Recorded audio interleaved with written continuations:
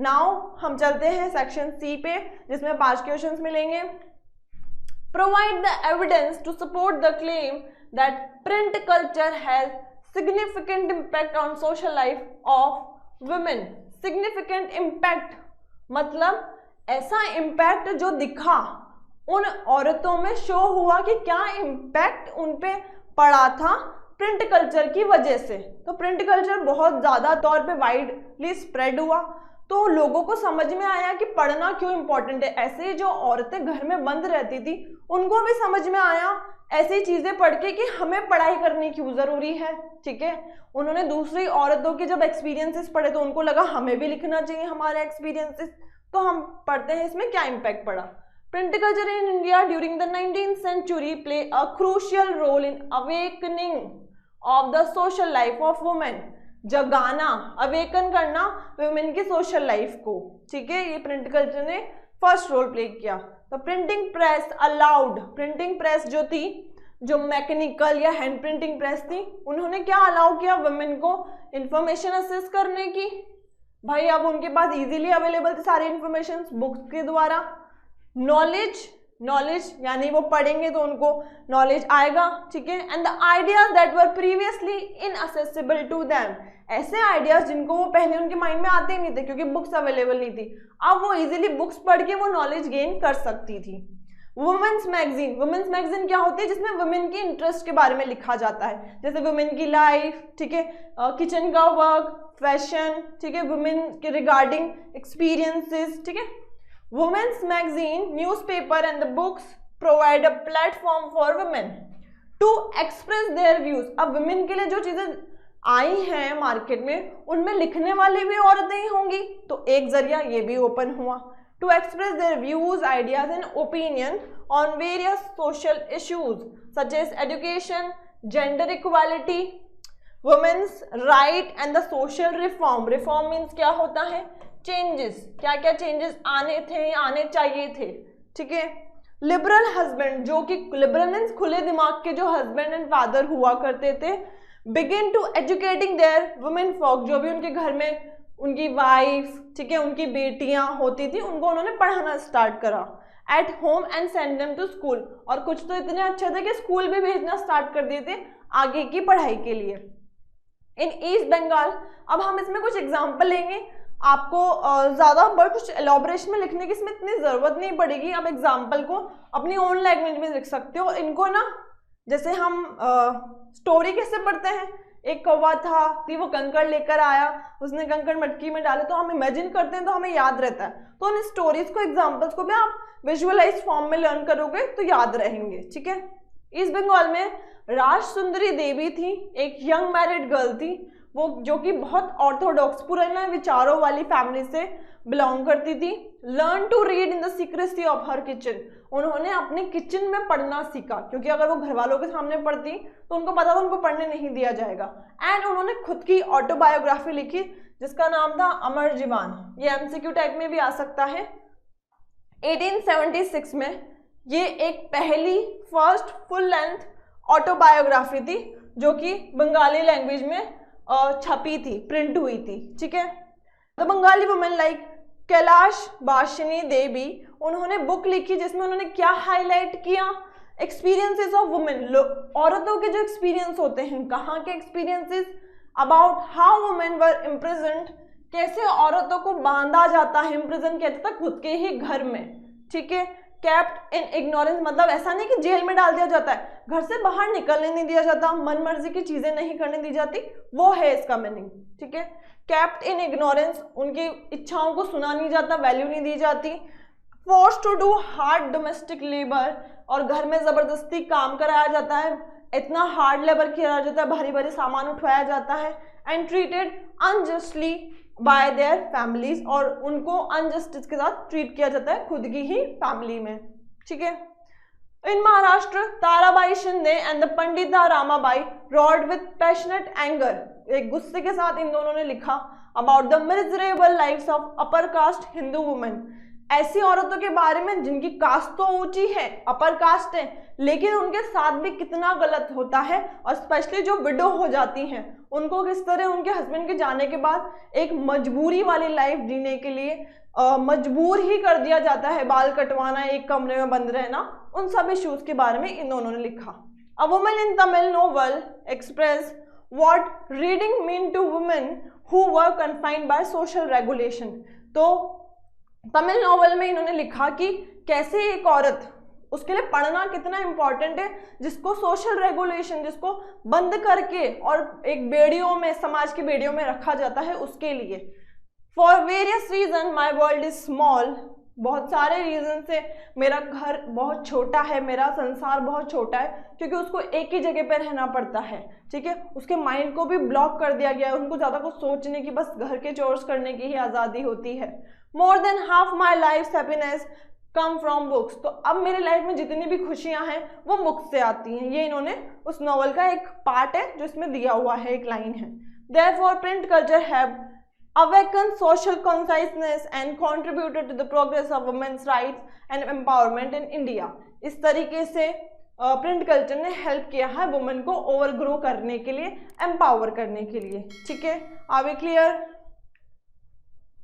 A worker in urban area who was working in small factory, एक urban area जो city में रहते हैं वो वर्कर है जो कि स्मॉल फैक्ट्री में काम करता है, उसके वेजेस को प्रॉपरली नहीं पे कर दिया जाता एंड उसको फोर्स किया जाता है एक्स्ट्रा आवर काम करने के लिए पुअर वर्किंग कंडीशन में।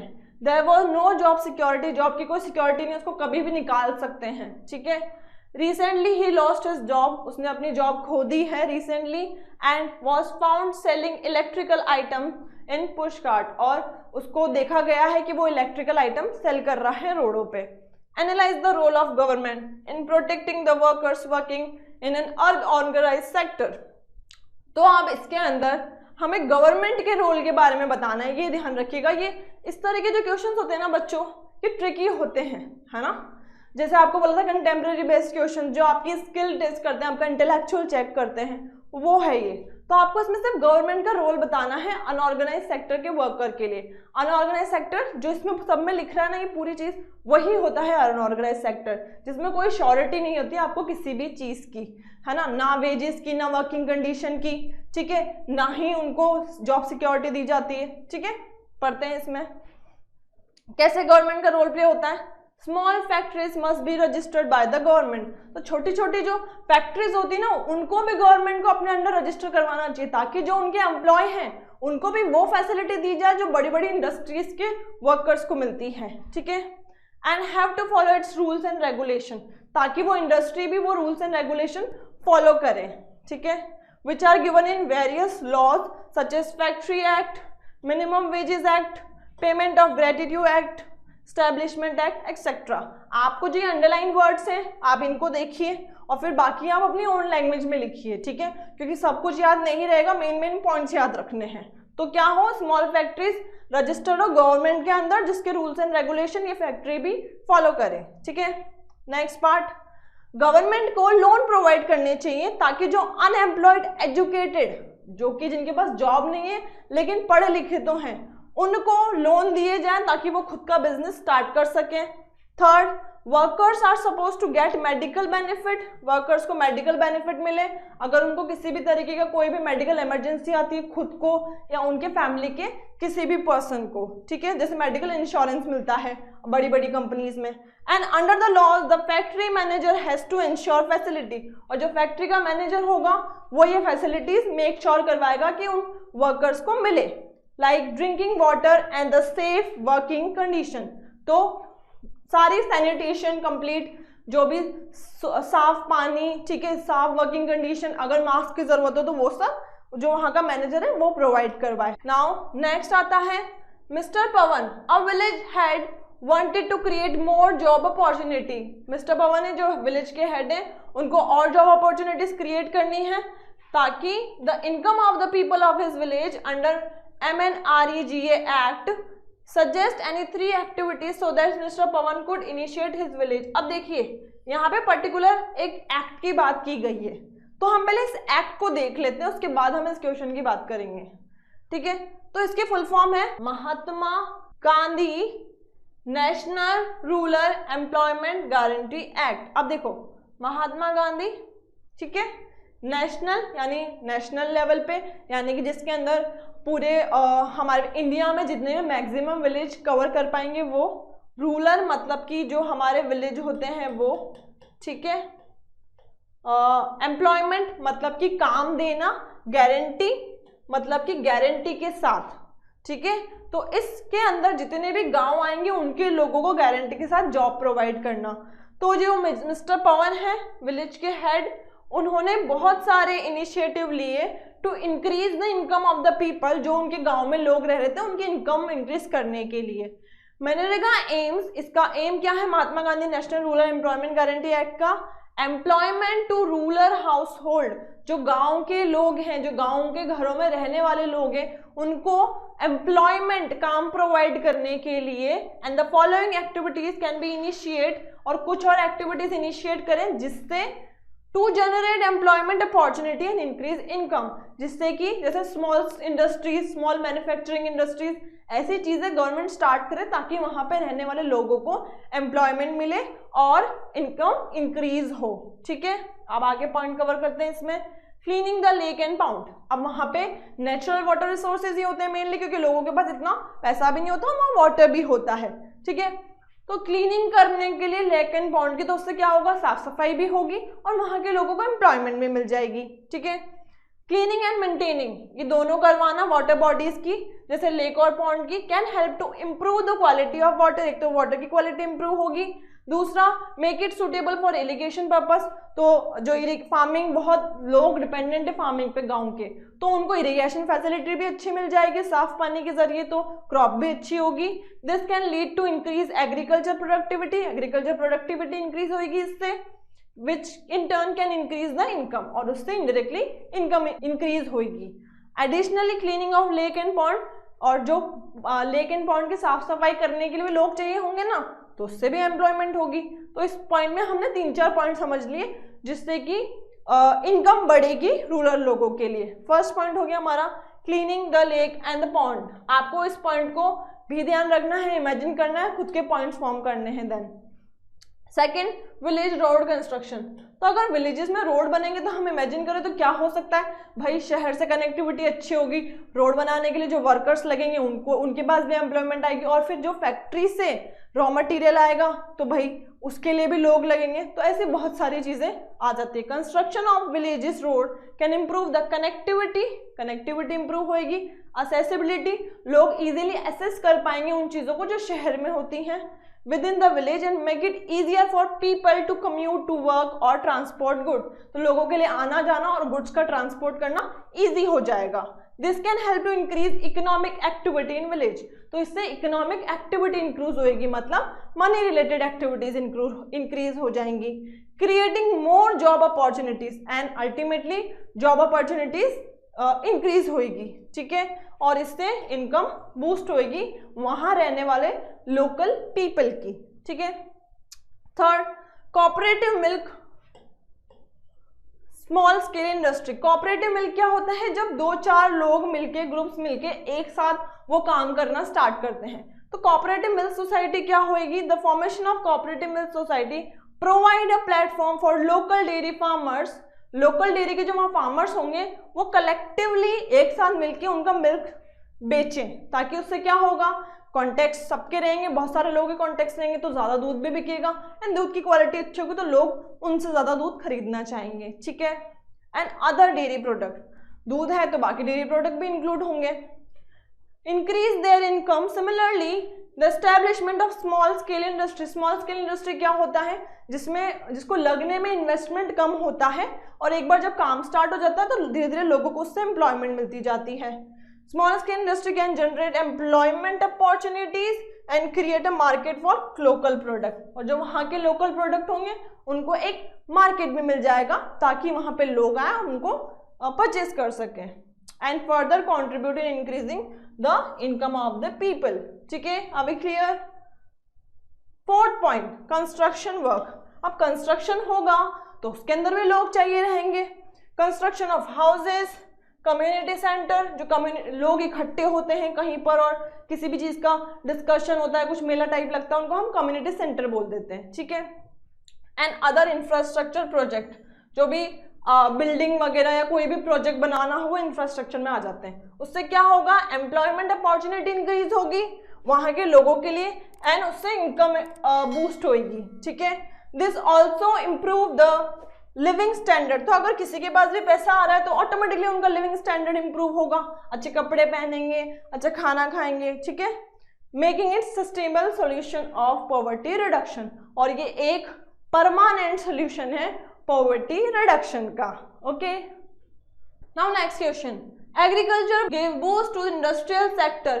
दिस इज बच्चों वेरी इंपॉर्टेंट क्वेश्चन, ठीक है, मान के चलिए बहुत इंपॉर्टेंट है, अच्छे से करना है इसको, ठीक है।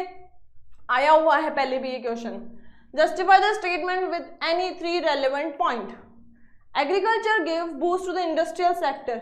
एग्रीकल्चर और इंडस्ट्री है ना, ये एक दूसरे के साथ चलने वाले सेक्टर है, ठीक है। एग्रीकल्चर रॉ मटेरियल प्रोड्यूस करता है और इंडस्ट्री उन रॉ मटेरियल को यूटिलाइज करता है, ठीक है। तो ये फर्स्ट पॉइंट आ जाता है raw material supply, raw material को सप्लाई करता है। एग्रीकल्चर एक सिग्निफिकेंट रिसोर्स है रॉ मटेरियल का, जो कि रॉ मटेरियल प्रोड्यूस करता है, जैसे रबर प्रोड्यूस करना टायर इंडस्ट्री के लिए, है ना, शुगर केन प्रोड्यूस करना शुगर इंडस्ट्री के लिए, ठीक है। For various industries such as food processing, textile, paper, ये 3 नेम दे रखे हैं जिसमें एग्रीकल्चर का रॉ मटेरियल लगता है। And for instance the cotton industry relies heavily on the production of cotton, cotton industry के लिए कॉटन चाहिए होता है, ठीक है। Similarly food processing industry rely on the agriculture product, जो कि फूड बेस्ड चीजें बनती हैं वो भी किस पे डिपेंडेंट होती है, बेसिक रॉ मटेरियल के लिए एग्रीकल्चर पे, such as fruit, vegetables, cereals. Thus a healthy agriculture sector can ensure steady supply of raw material. तो अगर एग्रीकल्चर अच्छा होगा तो उससे रॉ मटेरियल अच्छा होगा, उससे इंडस्ट्रियल सेक्टर अच्छा ही रहेगा, ठीक है। Can boost the productivity and growth. Second, market expansion, market का एक्सपैंड होना, बढ़ना, ठीक है।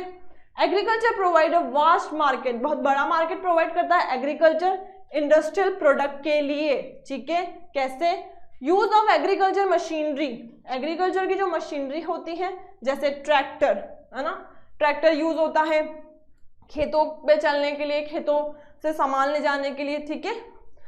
Tillers, harvesters, creators, demand for industrial good. तो वो जो ये मशीन्स बन रही है कहाँ बनेंगी, इंडस्ट्री में ही तो बनेगी। तो इंडस्ट्री जब ये मशीन को बनाती है तो इंडस्ट्री का भी प्रॉफिट होता है और एग्रीकल्चर उन सब चीज़ों को यूज करके फास्ट क्रॉपिंग करता है, ठीक है, फार्मिंग करता है और रॉ मटेरियल तैयार करता है, ठीक है, including steel, plastic and rubber. Moreover the growth of agriculture sector increasing the purchasing power of the farmer. तो अब एग्रीकल्चर बढ़ेगा तो लोगों के पास, फार्मर्स के पास पैसा आएगा और पैसा आएगा तो फिर वो और इक्विपमेंट खरीद पाएंगे, ठीक है। ये लाइन में लिखा हुआ है purchasing power of farmer who became a significant consumer group for industrial product. तो उस इंडस्ट्रियल प्रोडक्ट के कंज्यूमर कौन बने, वो वर्किंग फार्मर्स, एग्रीकल्चर फार्मर्स, ठीक है। Such as consumer good, automobile and appliances.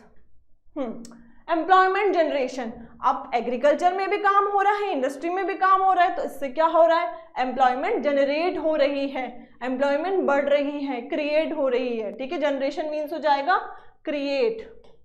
Agriculture is a labour intensive, labour intensive क्या होता है, जिसमें लोग ज्यादा चाहिए रहते हैं, हेल्दी लोग, वर्किंग क्लास ज्यादा चाहिए रहती है जो कि काम कर सकें, ठीक है। सेक्टर, ये लेबर इंटेंसिव सेक्टर है एग्रीकल्चर, ठीक है, क्योंकि लेबर वर्क चाहिए होता है, मशीनरी इतना ज्यादा वर्क प्लेस में नहीं कर सकती है।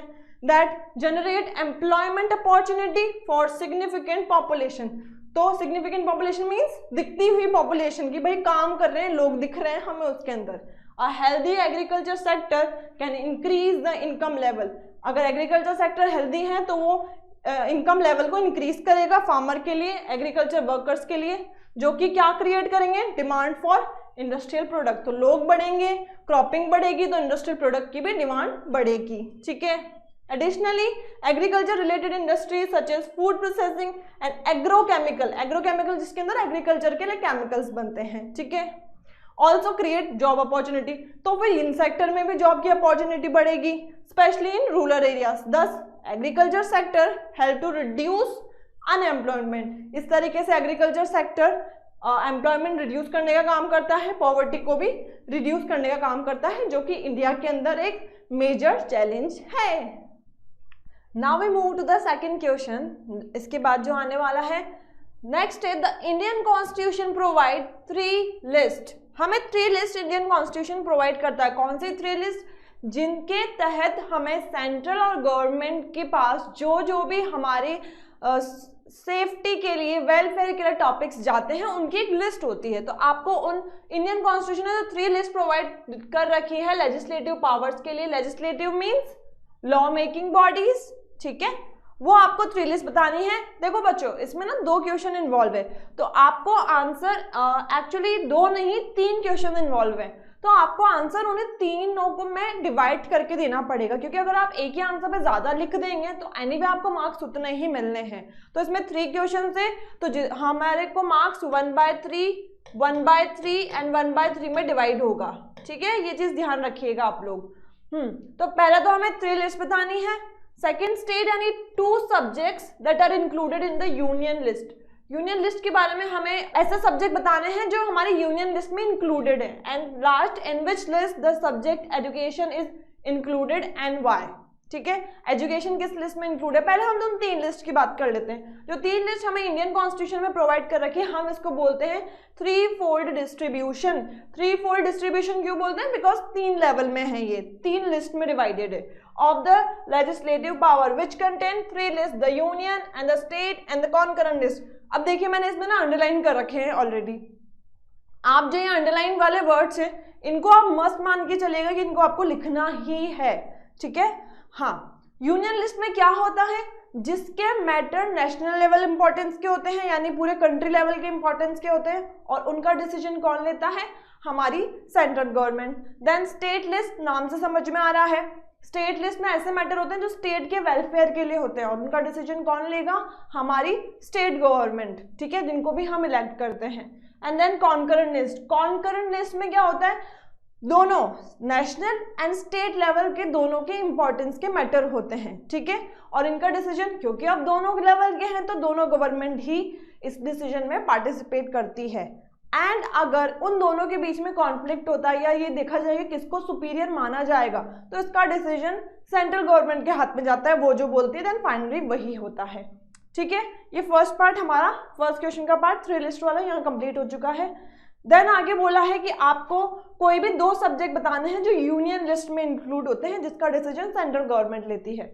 तो इसमें कुछ 3-4 चीजें लिखी हुई है। The subject that are included in the union list are those under exclusive jurisdiction. Jurisdiction का क्या मीनिंग है बच्चों? यहाँ पे जुरिडिक्शन का मीनिंग है एरिया, जो कि सेंट्रल गवर्नमेंट के एरिया के अंदर आते हैं, वो लिस्ट यूनियन लिस्ट में आते हैं, ठीक है, ऑफ द यूनियन गवर्नमेंट। और हमें 2 सब्जेक्ट बताने हैं, यहाँ पे ज्यादा नाम लिखे हुए हैं, आपको जो भी याद रह जाए आप वो लिख सकते हैं, ठीक है। तो कौन से हैं जो इंक्लूड होते हैं यूनियन लिस्ट में? Defence of the country, country का डिफेंस सिस्टम, सिक्योरिटी सिस्टम जिसे हम बोलते हैं। फॉरेन अफेयर एंड रिलेशन, बाहर के देशों के साथ हमारे किस तरह रिश्ते रहेंगे। Banking, currency, coinage, money related matter, ठीक है। और railways and air transport, transport related matter, ये भी हमारे यूनियन लिस्ट का मैटर है, ठीक है। Post and telegraph, census and statistics, जो भी डेटा होता है, ठीक है, जो भी कंट्री का ग्राफ होता है, वो सब कुछ सेंसस एंड स्टैटिस्टिक्स में आता है। कॉपीराइट, पेटेंट्स एंड ट्रेडमार्क, किन चीज़ों पे पेटेंट होगा, किन चीज़ों का ट्रेडमार्क होगा, किन चीज़ों को कोई और यूटिलाइज नहीं कर सकता, वो सब भी यूनियन लिस्ट के मैटर होते हैं। इसमें से कोई भी आप 2 लिखे हैं तो 2 ही लिखने हैं, ठीक है। नाउ थर्ड पार्ट इस क्वेश्चन का, इसमें बोला गया है कि एजुकेशन जो है वो किस लिस्ट में इंक्लूड होता है एंड क्यों। इसी क्वेश्चन में थर्ड क्वेश्चन है, थर्ड क्वेश्चन में भी 2 पार्ट है, ठीक है। तो उसी तरह स्मार्टली आंसर करना है आप लोगों को। तो जो एजुकेशन है वो आता है कॉन्करेंट लिस्ट के अंदर, जिसका मतलब है जिसका यूनियन गवर्नमेंट और स्टेट गवर्नमेंट दोनों पार्टिसिपेट करेगा इस वाले पर्टिकुलर टॉपिक के अंदर। तो union government, state government have the power to make laws on this subjects. The concurrent list contain the subject that are of common interest, जो common interest के होते हैं, यूनियन और स्टेट गवर्नमेंट दोनों के वेलफेयर के लिए होते हैं, वो मैटर इंक्लूड होता है हमारी कॉन्करेंट लिस्ट में। Education is that matter, state वालों को भी पढ़ना है, नेशनल लेवल वालों को भी पढ़ना है, ठीक है। Now we move to the second question. Compare the table A and B and answer the question given below. ये दे रखी है जिसमें जीडीपी दे रखा है हमें परसेंटेज में, ठीक है। जीडीपी आप सबको पता है उस लेवल, उस सेक्टर से कितनी कमाई हो रही है और उस सेक्टर में कितनी एम्प्लॉयमेंट है, ठीक है, उसका भी परसेंटेज हमें दे रखा है। ये 1973 से 74 का है, ये 2013 to 14 का है, एंड ये 77 to 78 का है, 2017 से 78 का है। ये एक चार्ट दे रखा है, इसको अभी हमें सिर्फ देख लेना है, इसमें ज़्यादा दिमाग नहीं लगाना है। पहले क्वेश्चन देखेंगे, उसके अकॉर्डिंग हम इसमें हम आंसर देंगे, ठीक है। Are we clear?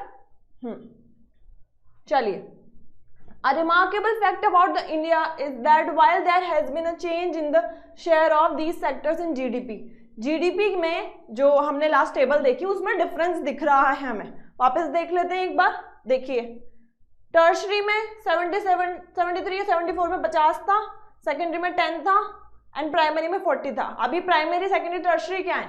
प्राइमरी में जो एग्रीकल्चर फील्ड होती है वो सब आती है, सेकेंडरी में हमारी मैन्युफैक्चरिंग आती है, इंडस्ट्रीज, ठीक है, एंड टर्शरी में जितने भी हमारे नए सेक्टर हैं जैसे बैंकिंग, एजुकेशन और ट्रांसपोर्ट, ये सब हमारा टर्शरी में आता है, ठीक है। अब इसका आप शिफ्ट देखेंगे इस तक, तो देखिए यहाँ पे भी ये बड़ा है, यहाँ पर भी बड़ा है और यहाँ पर भी बड़ा है, मतलब प्राइमरी में घटा हुआ है, सॉरी, ठीक है, बाकी दोनों सेक्टर में बड़ा है। तो मतलब जीडीपी में काफी शिफ्ट है इन तीनों सेक्टर्स में। अब वापस हम क्वेश्चन पे चलते हैं। A similar shift has not been taken place in employment. GDP में होने के बाद भी एम्प्लॉयमेंट में इतना शिफ्ट नहीं है। वापस से हम टेबल देखते हैं एक बार, देखिए एम्प्लॉयमेंट में है but not that much, secondary में भी है not that much, and primary में तो इसमें भी ये भी घटा था और इसमें भी घटा ही है, ठीक है। Why didn't a similar shift out of primary sector happen in case of employment? तो एम्प्लॉयमेंट के केस में प्राइमरी सेक्टर में इतना शिफ्ट क्यों नहीं हुआ है, ये इन्होंने पूछा है। सब्सटेंशियल शिफ्ट, सब्सटेंशियल शिफ्ट क्या होता है? जो विजिबल शिफ्ट होता है, ठीक है। Substantial shift in employment in primary sector has not happened because of the following reason. क्या क्या रीजन रहे हैं कि प्राइमरी सेक्टर में एम्प्लॉयमेंट में इतना शिफ्ट नहीं हुआ है? सबसे पहले तो इनसफिशिएंट जॉब क्रिएशन, ये हमने एग्रीकल्चर चैप्टर में एंड आप लोगों ने स्टोरीज भी पढ़ी होगी इकोनॉमिक्स में कि जिसके अंदर डिस्गाइज एम्प्लॉयमेंट के बारे में हमने जाना था, है ना, कि भाई छोटा सा लैंड होता है, उसमें पूरी फैमिली के 8 लोग भी काम कर रहे होते हैं, जरूरत नहीं होती फिर भी उनके पास वही लैंड होता है तो इन्हें वो काम करते हैं, इसको हम डिस्गाइज अनएम्प्लॉयमेंट बोलते हैं, ठीक है। तो इसमें क्या होता है कि people are seem to be employed but they are not employed, ये एक्चुअली डेफिनेशन है डिस्गाइज की, ठीक है। तो वही रीजन है इनसफिशिएंट जॉब क्रिएशन का। Insufficient job creation the secondary and tertiary sector, यहाँ पे बात की गई है कि सेकेंडरी और टर्शरी सेक्टर में भी जॉब नहीं है अगर प्राइमरी में नहीं है तो। The primary reason for the limited shift in employment from the primary sector is the failure of generate an adequate number of job।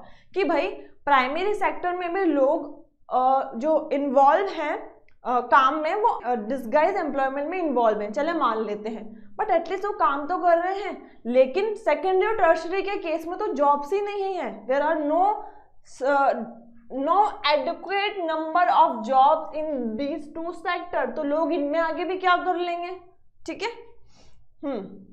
और हमें सेकेंडरी का पता है इंडस्ट्री मैन्युफैक्चरिंग होता है, एंड टर्शरी में जो भी सर्विस सेक्टर होते हैं मॉडर्न सेक्टर वो सब टर्शरी में आते हैं। The growth of industrial output and the service sector, मतलब वही secondary and tertiary sector production has been significant. भाई प्रोडक्शन तो हमें दिख रहा है सिग्निफिकेंट है वो, but the corresponding increase in employment opportunity has been comparatively lower। कि वो जो दो सेक्टर है वो हमें सर्विसेज तो दे रहे हैं, प्रोडक्शन तो दे रहे हैं, बट उसमें जॉब नहीं है, तो लोग प्राइमरी से शिफ्ट होके भी क्या कर लेंगे। इसीलिए ही हमें एक दिख रहा है कि प्राइमरी में there are the case of unemployment, जिसमें लोग काम करते हुए दिख रहे हैं बट काम नहीं है उनके पास, ठीक है। फर्स्ट पॉइंट अंडर एम्प्लॉयमेंट, जो अभी आपको मैंने समझाया। Under employment in agriculture sector, अब अंडर एम्प्लॉयमेंट वही होती है कि they are seem to be employed but they are not employed, और इफ दे आर वर्किंग तो वो कम वेजेस में काम कर रहे हैं, ठीक है, लाइक 50 रुपये पर डे, है ना। The primary sector particularly agriculture suffer under employment with more people engaged in farming than necessary. एक फील्ड पे वही मैंने बताया अभी, छोटा सा लैंड है, 8 लोग काम कर रहे हैं, जरूरत सिर्फ 4 लोगों की, तो वो 4 लोग फालतू ही काम कर रहे हैं, उनकी जरूरत अगर वो नहीं भी करेंगे ना तो कोई दिक्कत नहीं होगी उस फील्ड पे, ठीक है। Even if few individual moved out of agriculture, it does not significantly affect, कुछ लोग हट भी जाते हैं उसमें से तो इतना इफेक्ट नहीं पड़ेगा।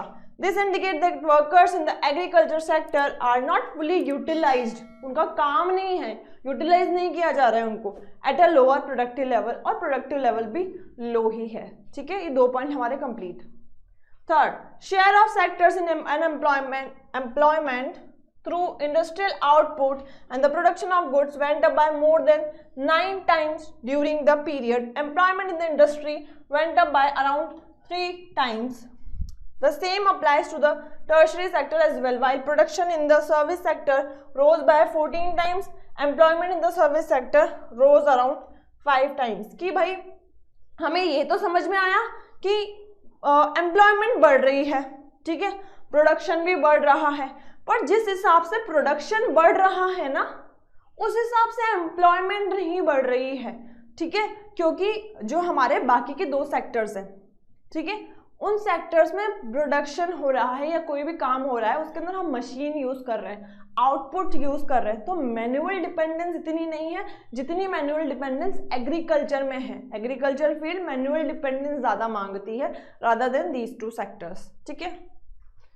As a result, more than half of the worker in the country are working in the primary sector. यही रीजन है कि प्राइमरी सेक्टर में लोग ज्यादा एंगेज्ड हैं, भले ही वो यूटिलाइज नहीं हो रहे but they are engage in the primary sector, mainly in agriculture में है, producing only about 1/6 of the GDP कम होने के बाद भी उस सेक्टर के लोग उसी में ज्यादा एम्प्लॉयड हैं, ठीक है। In the contrast to this, the secondary and the tertiary sector produces the rest of the produce. Secondary and tertiary sector ज़्यादा production करता है, whereas they employ less about the half of the people. फिर भी लोग उसमें कम employ हैं because of जो reason हमने पढ़े, जॉब्स नहीं है, एग्रीकल्चर में अंडर एम्प्लॉयड तो है, बट इसमें तो क्या है, जाकर भी क्या कर लेंगे दोनों सेक्टर्स में, ठीक है। समझ में आ गया, मेन पॉइंट्स ध्यान रखने हैं, बाकी ओन लैंग्वेज का खेल है, ठीक है।